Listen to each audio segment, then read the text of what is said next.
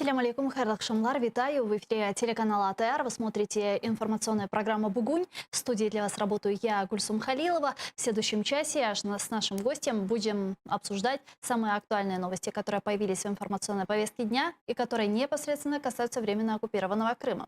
Вы также можете присоединиться к нашему эфиру. На экраны ваших телевизоров режиссеры будут периодически выводить номера телефонов. Звоните нам абсолютно бесплатно по Вайберу +380 73 419 41 58. Можете звонить к нам, используя программу Skype, адрес которого вы также видите на экранах atr.tv. Звоните, задавайте ваши вопросы, нам важен ваш голос. Ну а я рада представить гостя нашей студии, народного депутата Украины, фракция «Слуга народу» Богдан Яременко. Витаю вас. Добрый вечер.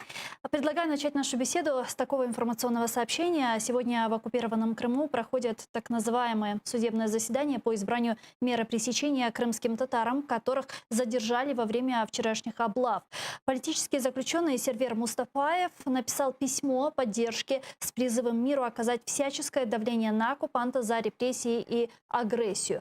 Предлагаю послушать фрагмент из его письма.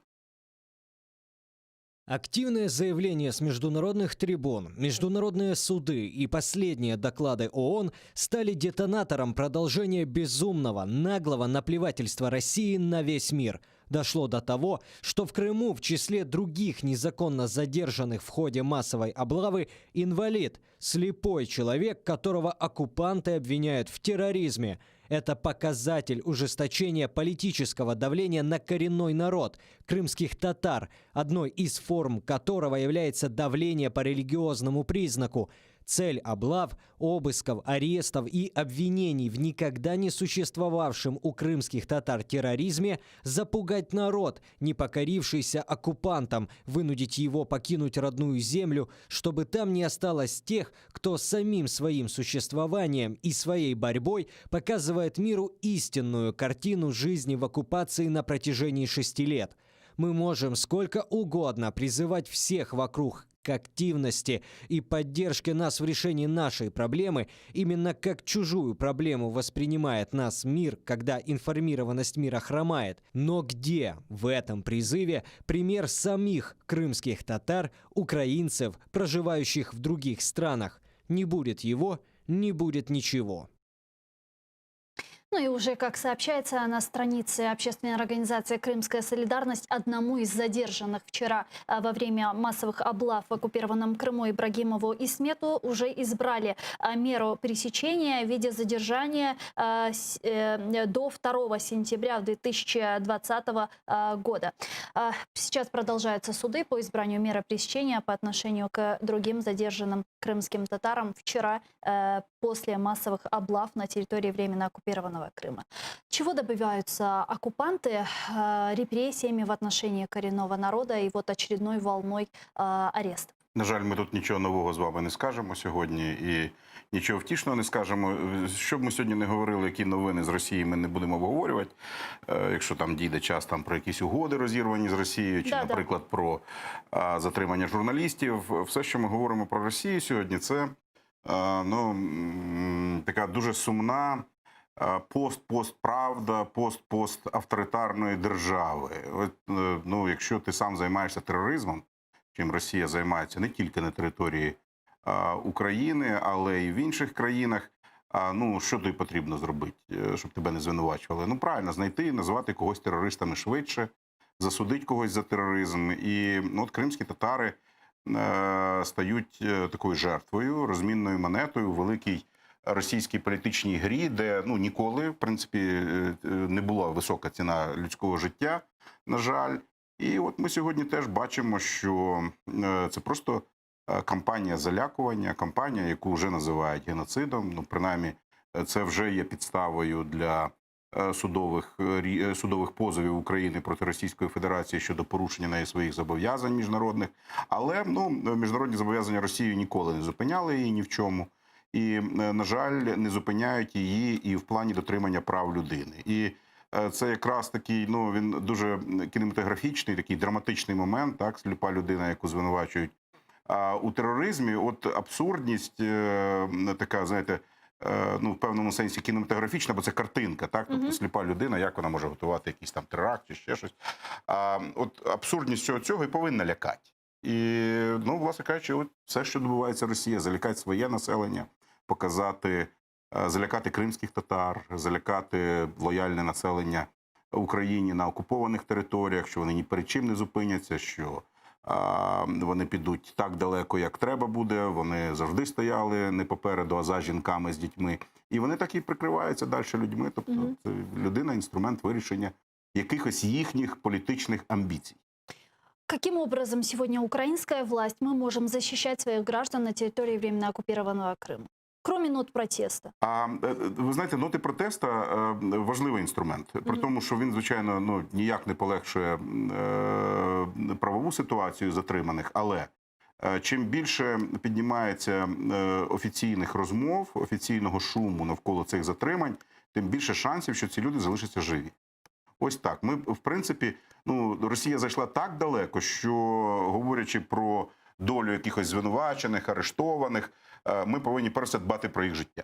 На жаль, є зникнення, є вбивства і в тюрмах, і так далі, і так далі. Тому оці ноти, шум, який піднімає моментально громадськість, які піднімають журналісти, в тому числі ваш канал, невелика кількість організацій правозахисних, це рятує життя. Оцим всім останнім затриманим, я сподіваюся, їхньому життю нічого не загрожує, хоча, звичайно, ну, російське ув'язнення – це небезпечно для здоров'я і для життя в цілому інституція, і, звичайно, до них можуть застосовуватися тортури, різного форму тиск, але принаймні російська влада знає, що на це вже звернута увага міжнародного співтовариства, що їм доведеться відповідати за ці випадки затримань. А отже, ну, тобто вони вже виставляють всередині там якісь певні бар'єри, певні рамки, червоні лінії, через які вони не можуть, не повинні переходити. Тому ноти важливі.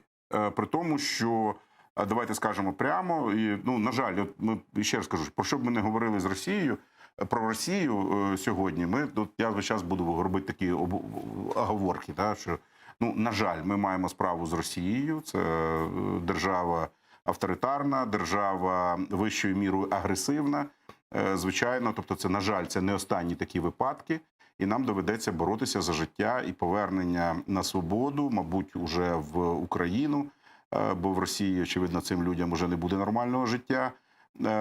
Ще самих людей, а в цілому ми вже говоримо, мені здається, про 73 політичних в'язнів в Криму. Переважна більшість, звичайно, з них кримські татари. І, на жаль, перспектива така, що в угоду цим політичним мілітаристським амбіціям Росії кількість людей, які страждають, буде лише збільшуватися. Какова перспектива освобождения наших политических заключенных? Есть ли у вас информация? Сейчас ведутся ли какие-то переговоры по освобождению политических заключенных? Я з задоволенням послухав прес-конференцію міністрів закордонних справ України і Німеччини, і Дмитро Кулеба просто говорив про Крим. Це хороший новий... Это что в Берлине несколько недель назад. Так, так. Це хороший такий, знаєте, тон, коли українська дипломатія окремо говорить про Крим, тому що 6 років до того ми переживали в Україні, давали якісь вказівки, але на міжнародній арені не порушували це питання. Тому я знаю, що в Міністерстві закордонних справ практично працюють структури, які відслідковують цю інформацію, які намагаються постійно комунікувати. Тут, бачите, в Україні, ну, звичайно, дуже мало інструментів тиснути на Росію.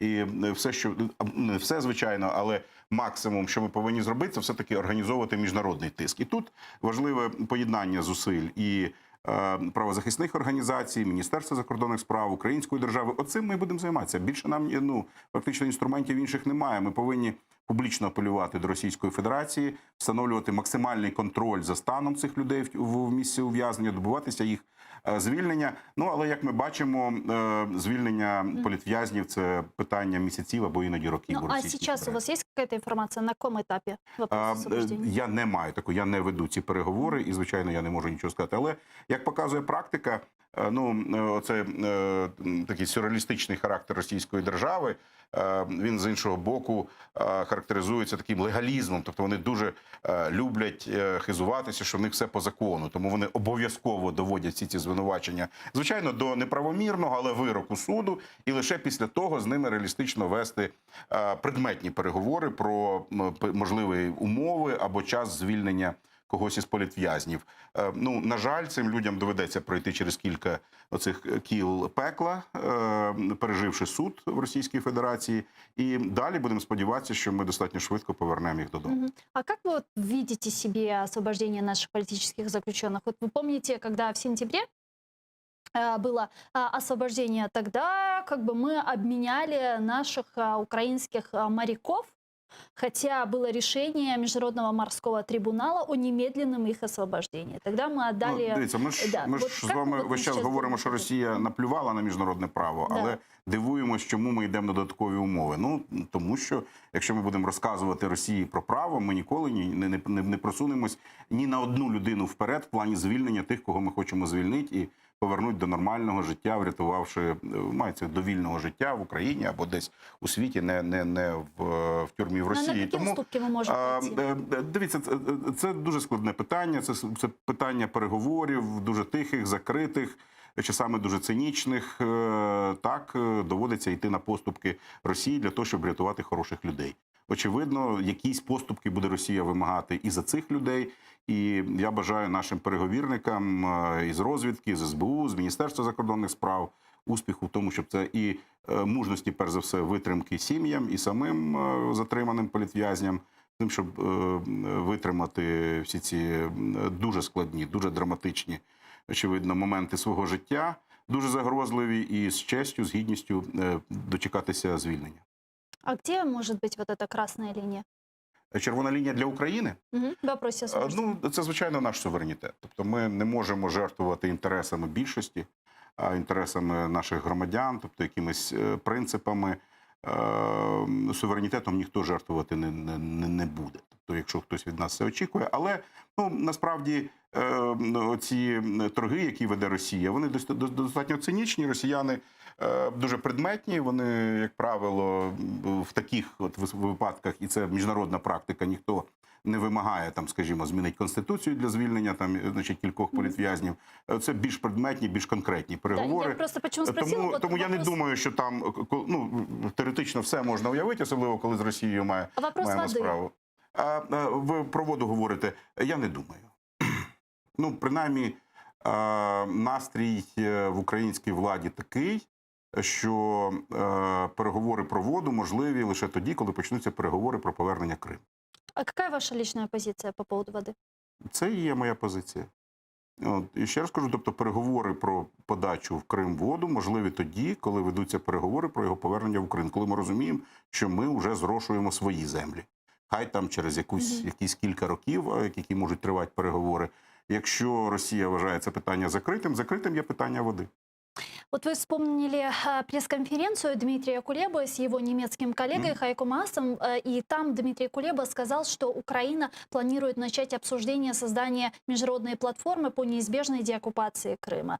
И как вы думаете, вот какая это может быть платформа? Какие страны должны принимать участие в этой платформе? Должна ли быть там Российская Федерация? От я весь час відповідаю на це питання на вашому телеканалі. І, ну, на жаль, я нічого нового і зараз не скажу. Можливість створення, скажімо, майданчику «Швидка» була втрачена в 2014 році. Чи вона була реалістичною, чи вона була ефемерною, ну, тим не менше, весною 2014 року, на зустрічі в Женеві і так далі, можна було, українська дипломатія, намагатися це зробити. Так? І зробити це частиною переговорів, тоді, коли ще все було непевно. Так? І майбутнє Криму, і війна на Донбасі і так далі. Зараз, ну, російська влада, стільки президент Путін раз повторив фразу, що питання Криму закрите, що, очевидно, очікувати, що він раптом кардинально змінить свою позицію, ну, підстав у нас поки що немає. Але я це говорив не один раз і ще раз повторю.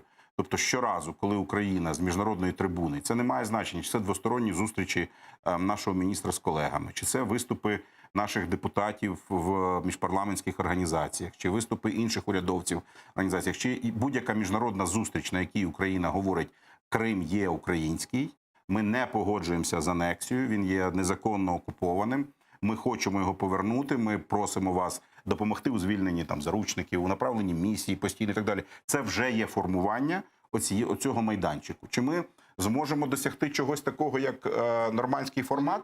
Ну, очевидно, що з участю Росії в найближчі роки ні.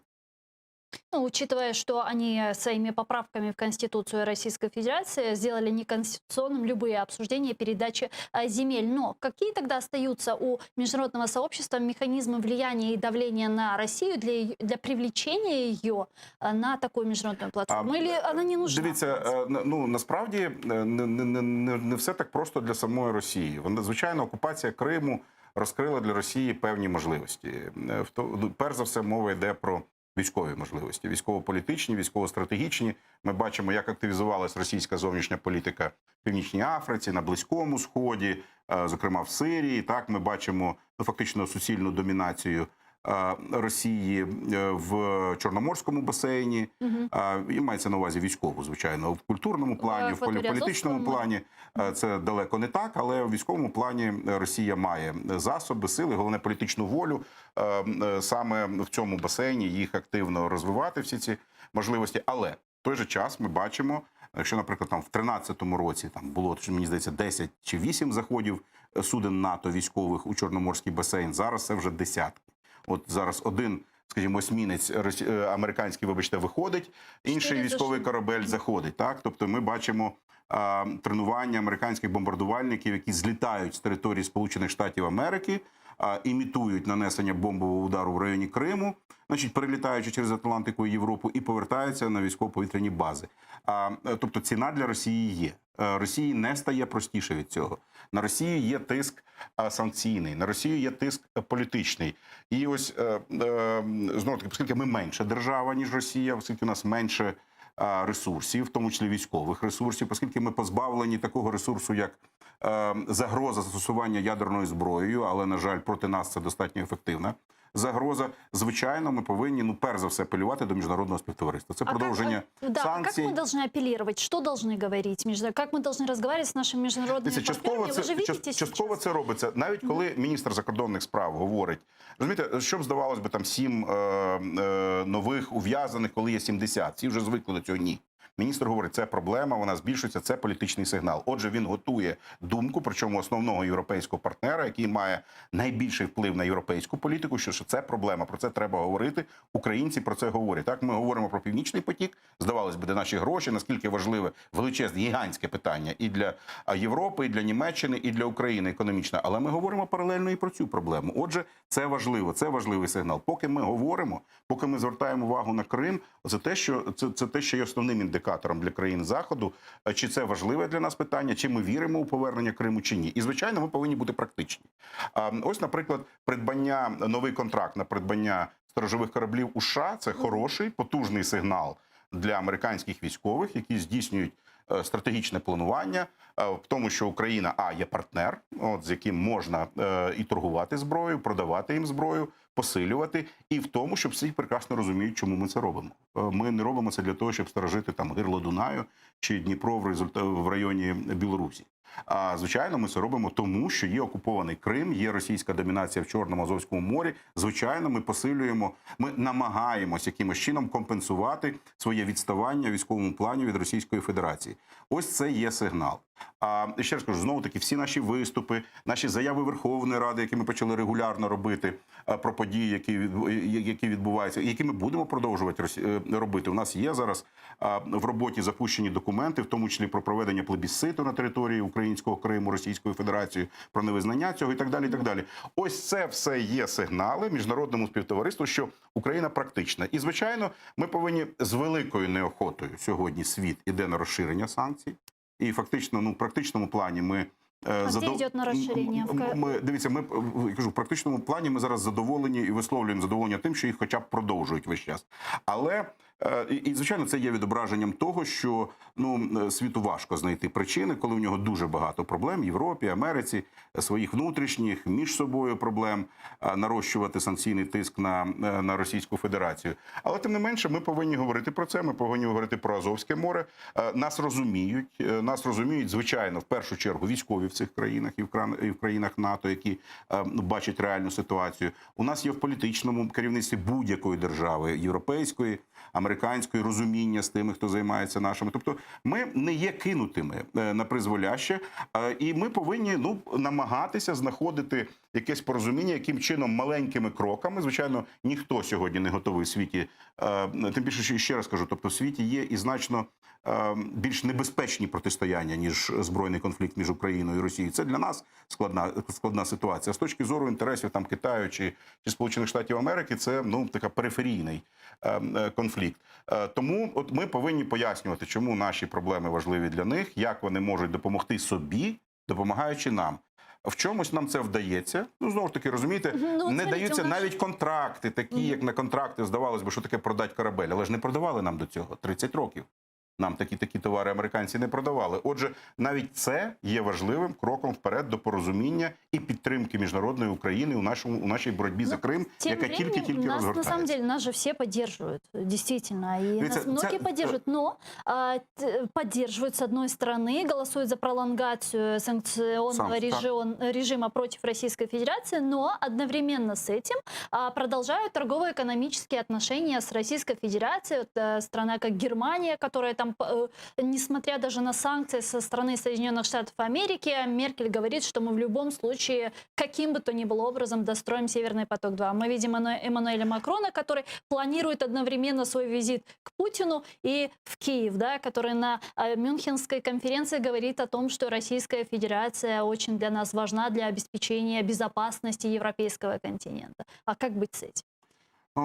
Дивіться, при тому при всьому, що я хотів би і, можливо, там при великій фантазії міг би звинувачувати країни Заходу, а куди правди діти, а хтось і в українській владі веде переговори про поставки води в Крим.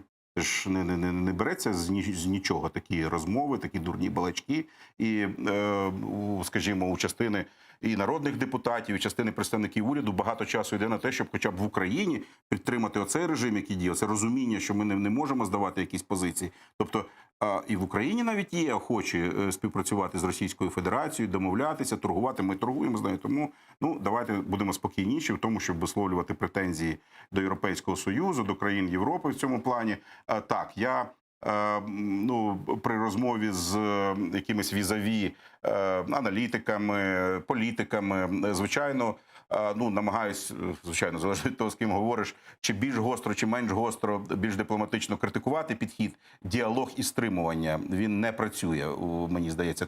Те, що ви говорите. З одного боку санкції, з іншого боку давайте Росію залучати. Так ось мені здається, що ці речі компенсують один одного, і Росія розуміє, що це нормально, вона може жити.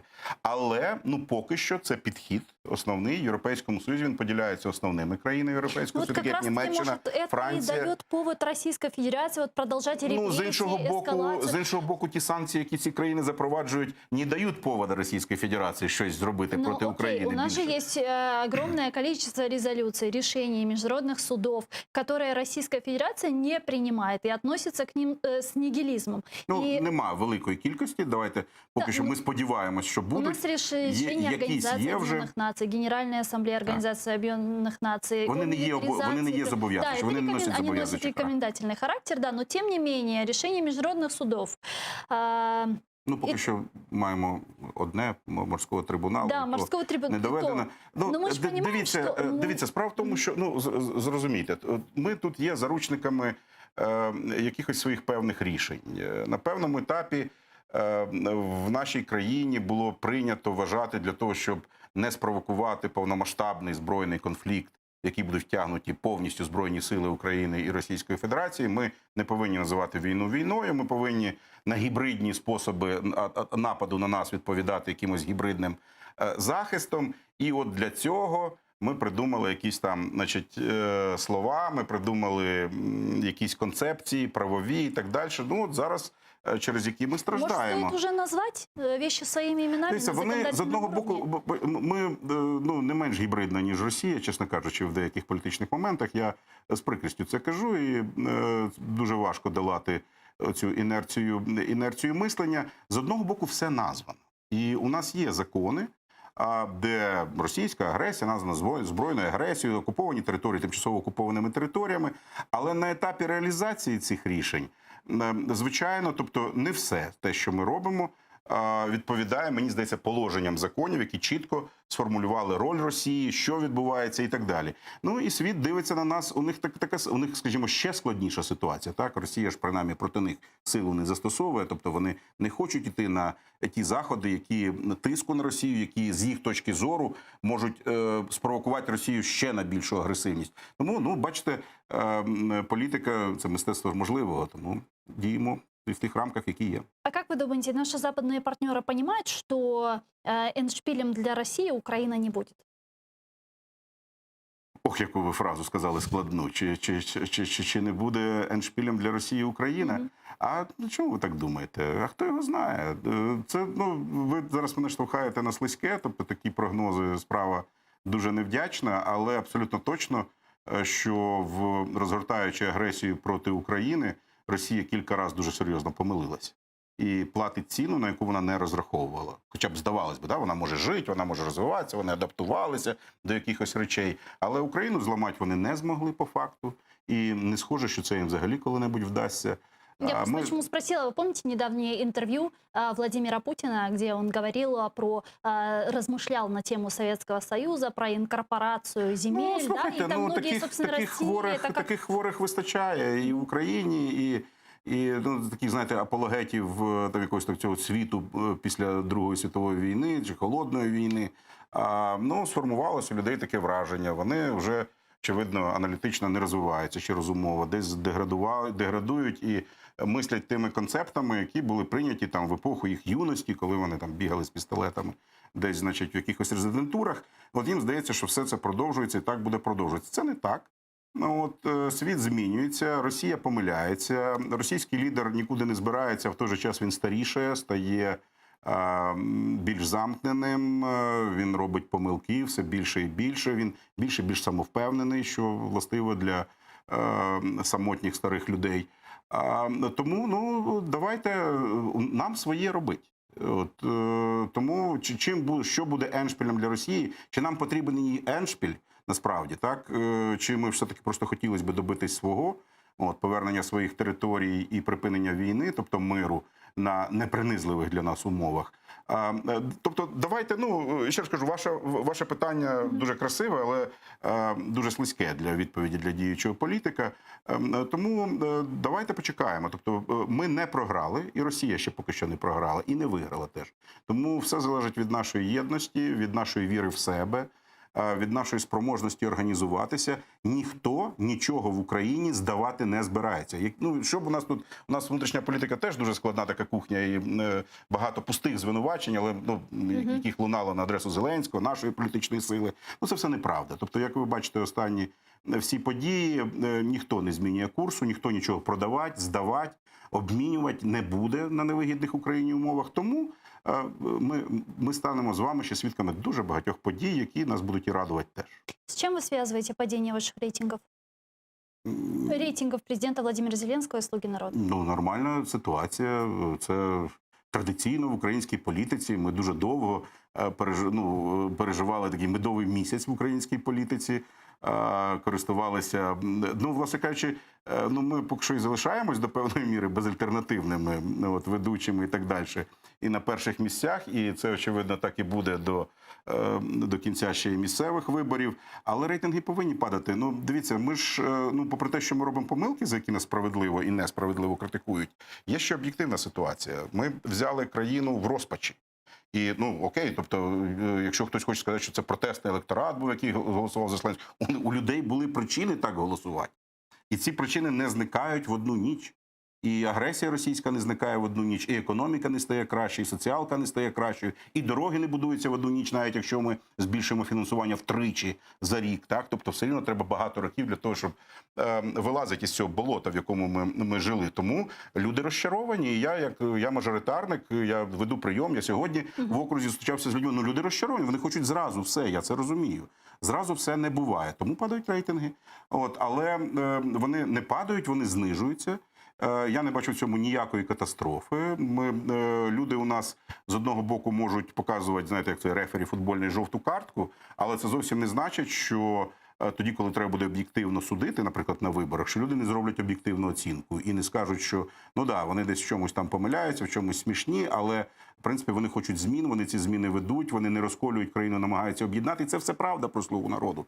Тому знижуються рейтинги. Так, це об'єктивно, це інакше не могло бути. Вот про желтую Тим карточку паче, вы чекайте, сказали. ми говоримо зниження з тих висот, які неймовірні, безпрецедентні. Да, вот вы сказали про желтую карточку. Вот что я хотела вас спросить, а показала ли Верховная Рада Украины вот желтую карточку нынешнему правительству, когда не проголосовала за программу нынешнего правительства и не дала ей тем самым иммунитет? Дивіться, отут я б уже футбольну термінологію не говорив, бо це дуже делікатні, складні речі. Ми все-таки повинні говорити про єдність. І я не хочу малювати ефемерні якісь картини, говорити про те, чого немає, але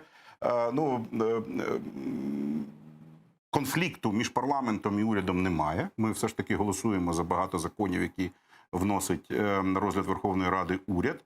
Але питань до уряду дуже і дуже багато. І у мене в тому числі. І вони дуже серйозні, вони стосуються не тільки кадрових якихось питань, за які ми не голосуємо, але вони стосуються енергетики, вони стосуються інших питань підтримки бізнесу і так далі, і так далі, і так далі.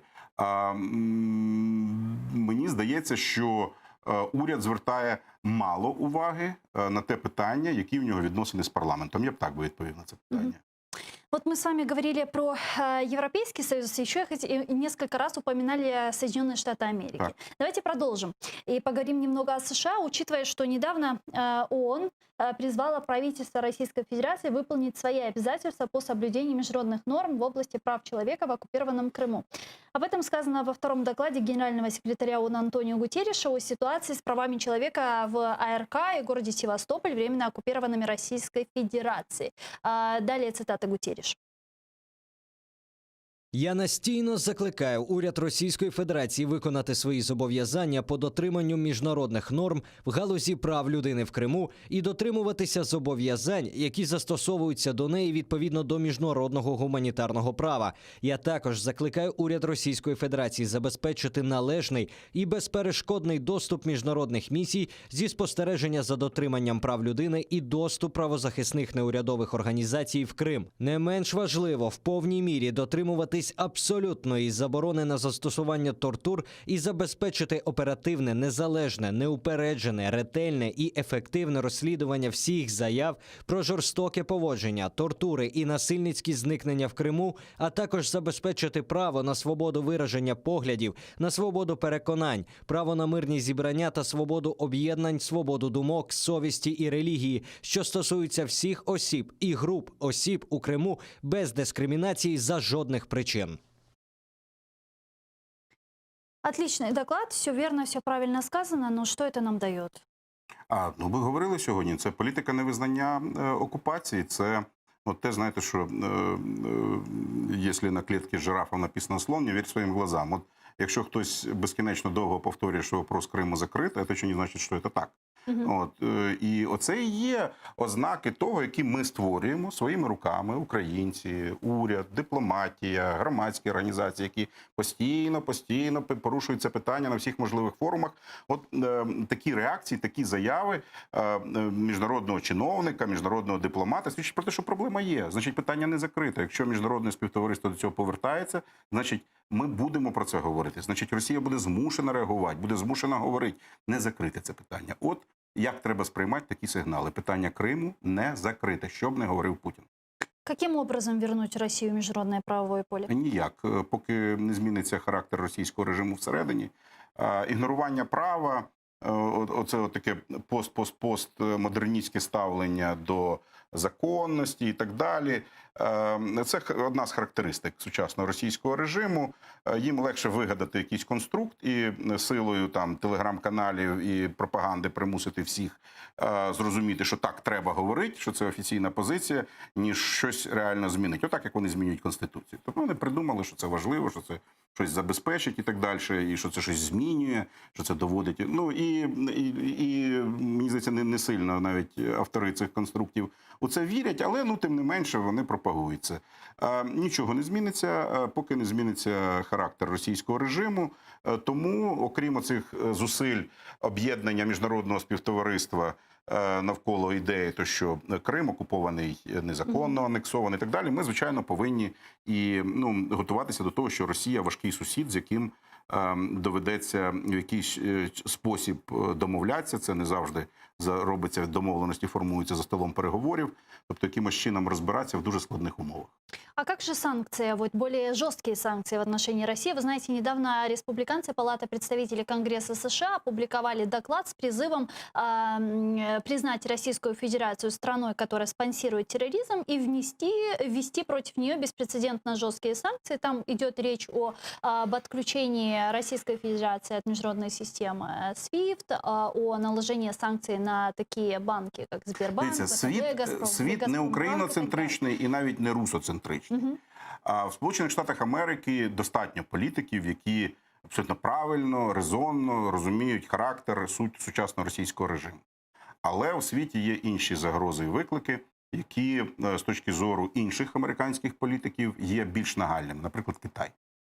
І, звичайно, американська дипломатія, розуміючи характер всіх країн світу, намагається концентруватися на більшій загрозі. І от сьогодні це абсолютно точно, це мейнстрім американської політичної думки, оця основна загроза йде з Китаю. Тому краще не воювати, так би мовити, тут я в лапках, звичайно, вживаю це слово, тобто не вести цей якийсь конфлікт дипломатичний, економічний і так далі на два фронти.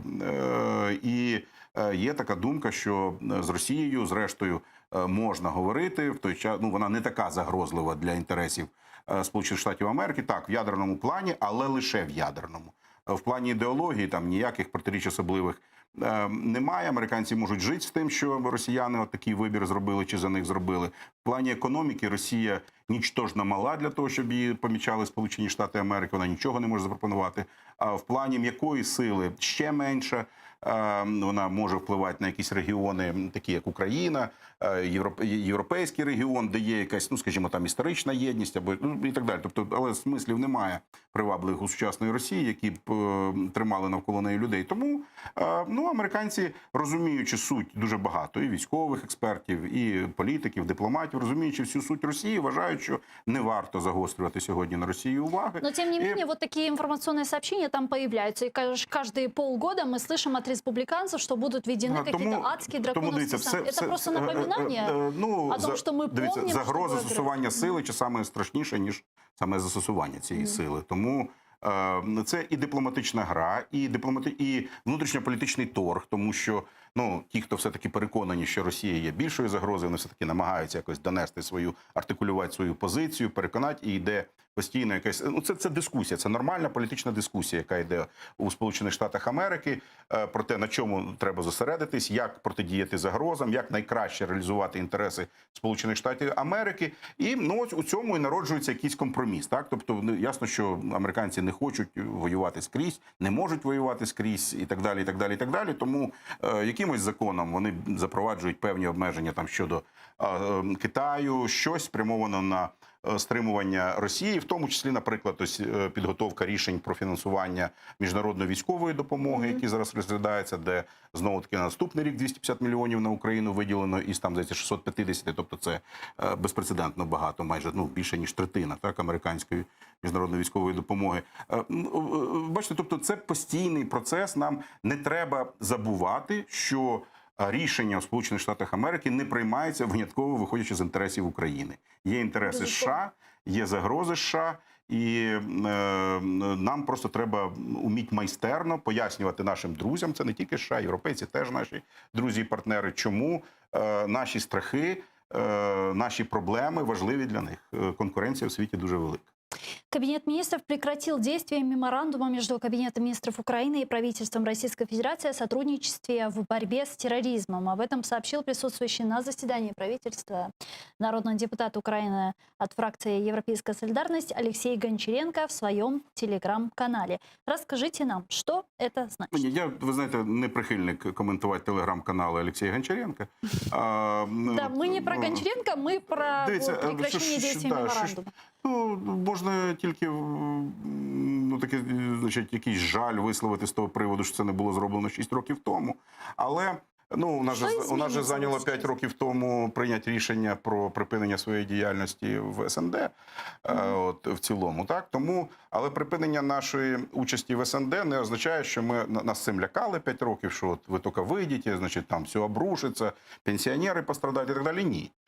Вихід з організації не означає, що для нас втрачають чинність всі договори, які ми підписали, і угоди уклали Но у в нас рамках там их цієї організації. 450 Так. в целом. с Россией. Тому Україна дуже спокійно, послідовно, планомірно вичищає болото, яке нам не потрібне. Ну як ти можеш співпрацювати у сфері там боротьби з фінансуванням тероризму з державою, яка фінансує тероризм на території України? Да ніяк. Тому це виявляється, те, що нам не потрібно, зачищається, викидається. Те, що потрібно, тому що дійсно є практичні питання, там визнання дипломів, пенсій. Так, ми жили в одній державі, у нас маса зв'язків. Тобто треба враховувати інтереси людей, практичні інтереси людей. І це робиться. От ми підчищаємо, логіка, і ще раз кажу, це ознака того, що все, що отак огульно накидувалося і накидується на президента Зеленського, на нашу партію, там про якесь там русофільство, там чи схильність до врахування інтересів Росії, це неправда.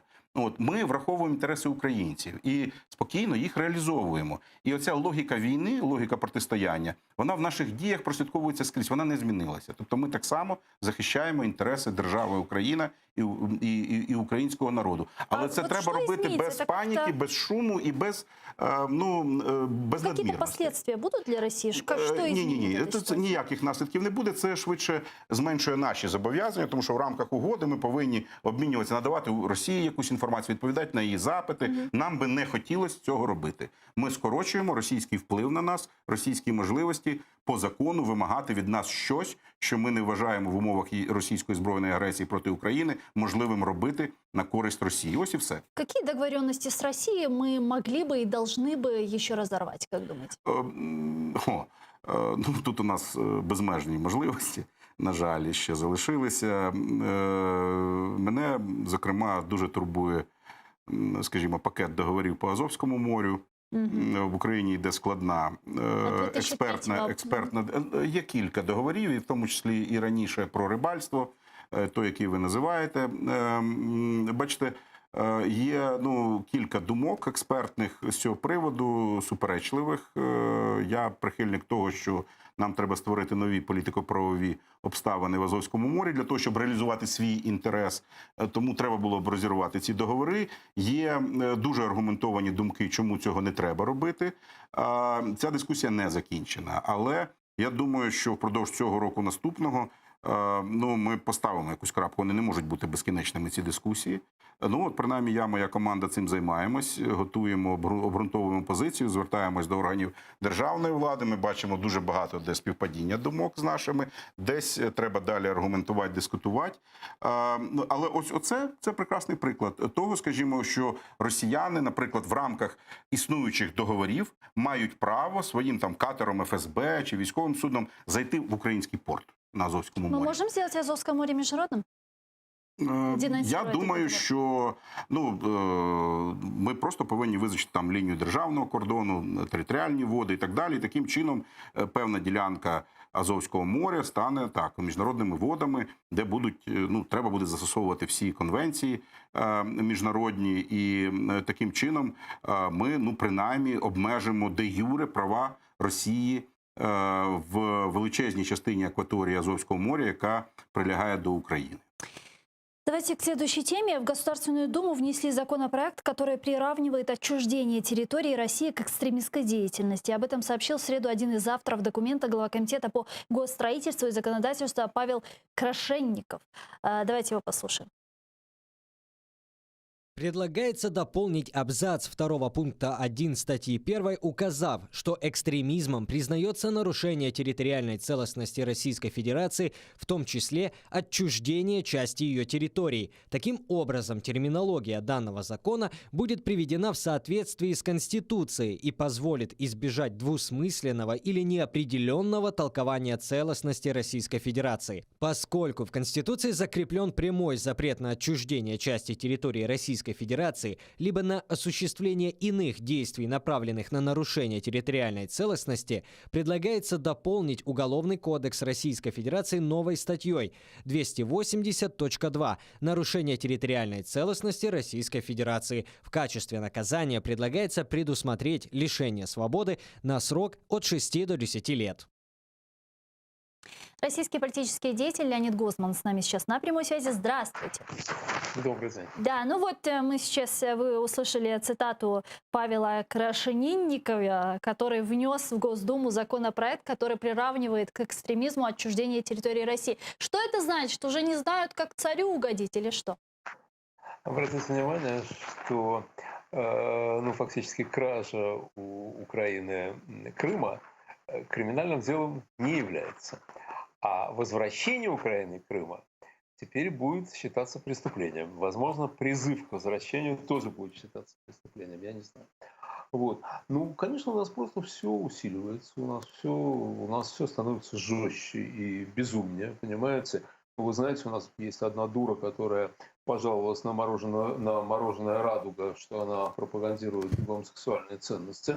Вот. Ну и так далее. Я думаю, что в Думе будет скоро рассматриваться закон о запрещении дождя в дневное время, чтобы радуга не возникала. Они сходят с ума. Это очень опасно для страны, это очень печально. Это опасно для нас. Это опасно для наших соседей, для вас. Ну и сегодня в Москве сотрудники ФСБ задержали 20 журналистов у здания Федеральной службы безопасности Российской Федерации, которые вышли на пикет против задержания бывшего коллеги и советника главы Роскосмоса Ивана Сафронова, обвиненного в госизмене. Что вы думаете на этот счет? Может ли это побудить какие-то еще более серьезные протестные настроения внутри российского гражданского общества? Ну, думаю, что нет. Думаю, что тот уровень протестных настроений, который есть сейчас среди активной части нашего общества, он вот таким и останется на ближайшее время. Он достаточно высок. На самом деле, весь этот фарс с обнулением, он, конечно, знаете, был оскорбителен не только для гражданских, но и для эстетических чувств нормального человека. И поэтому, в общем, люди, конечно, разозлены очень сильно вот этим хамством, с каким все это дело продавливается. За Ивана выступают сейчас прежде всего профессиональное сообщество, его коллеги, которые его лично знают. Я не имею чести быть лично с ним знакомым. Там не очень понятно, что на самом деле происходит, потому что против всех, так сказать, традиций и правил за него вдруг заступился сам Дмитрий Олегович Рогозин. О нем довольно позитивно высказался пресс-секретарь президента Песков. Вот. Но, понимаете, кем бы ни был Иван Сафронов, человек в тюрьме очевидно ни за что. Но просто все формулировки этих обвинений, которые как-то доходят до общества, они, конечно, говорят о том, что это дутое совершенно дело. Его надо оттуда вынимать. Человека из пасти крокодила надо вынимать всегда. Вот. Ну вот его коллеги пытаются это сделать. Но я хочу вам сказать, что ведь у нас не ограничивается дело Сафронова, к сожалению. Да? У нас сегодня с последним словом выступал на суде, не знаю, выступил уже или должен выступать Юрий Дмитриев. Это вообще святой человек, подвижник, руководитель Архангельского мемориала, который раскапывал всякие дела против чекистов, про их захоронение, оставшиеся на месте массовых убийств, которые они здесь совершали у нас. Вот, и ему прокурор требует 15 лет. 15 лет по обвинению в педофилии. Бред полный совершенно. За фотографии своей маленькой девочки, дочки голенькой. Вот, ему, значит, считают педофилию, хотят дать 15 лет. То есть вообще у нас все это дело раскручивается очень серьезно. И, повторяю, это опасно для нас, но это опасно и для наших соседей. Вот к нам сегодня подключался журналист, диссидент Александр Подробинник, который сказал, что 15 июля планируются несанкционированные протестные акции против обнуления сроков Путина в Москве и в Санкт-Петербурге. Да. Что это будет? Да, вот это вы собрались, покричали, разошлись или может перерасти в какую-то бессрочную акцию? У нас буквально минутка. Нет, это не будет бессрочной акции, и, так сказать, Кремль или Лубянку никто штурмом брать не будет. Но, скорее всего, людей, которые выйдут на эту акцию, абсолютно законно, мирно, без оружия, их задержат.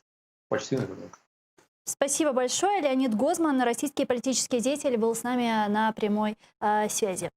Что вы думаете относительно вот этого законопроекта, внесенного в Госдуму, который приравнивает отчуждение территории России к экстремистской деятельности? Ну, дивіться, 30 секунд. це і такий російський інфантилізм, да? Тобто чик-чирик в домике. Тобто, от я нашкодил, значит, и тут, значит, меня нету, вы меня не можете за это ничего сказать, вы не можете это вернуть. Ну окей, не хотят возвращать территорию, будут решать вопрос незаконности включения в територію Російської Федерації. Це будуть їхні проблеми, яким чином вони будуть повертати нам, знайдуть юридичну формулу, щоб повернути нам окупований Крим. Мы, собственно, на это не должны вообще... А ні, никаким образом ми обращать повинні, внимание. ми звертаємо, ми все розуміємо, для цього є спеціально обучені люди. От, але в принципі для нас це нічого не міняє. Ми розуміємо, Росія обрала собі тренд розвитку авторитаризму, наплюватель на право в цілому, на права людини і так далі. Це буде продовжуватися. Ми ще будемо дивуватися не один раз. Але нам своє робити. Богдан Яременко, народний депутат України, фракція «Слуга народу», був гостем нашей студии. Дуже дякую вам. Ну а я вынуждена завершать этот блок. Эфир телеканала АТР продолжает информационная программа «Заман». Подписывайтесь на наш YouTube-канал. Там мы выкладываем самые интересные фрагменты из наших эфиров. Корушкин.